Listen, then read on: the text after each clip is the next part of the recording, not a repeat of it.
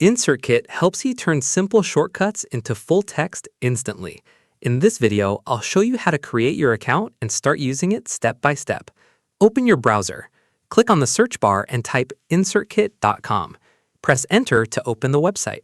Once the site loads, look at the top of the page. You'll see an option called Get Started. In the middle of the screen, you may also see a Get Started Free button. Click on any of these to continue.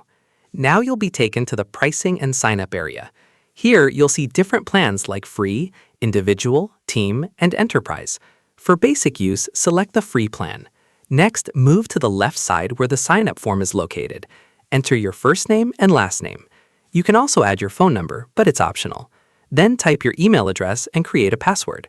If you don't want to fill the form manually, you can choose the faster option. Click Sign Up with Google. Select your Google account, confirm your email, and click Continue. Follow the on-screen instructions to complete the process. Once done, your InsertKit account will be created successfully. Now you can start using InsertKit right away.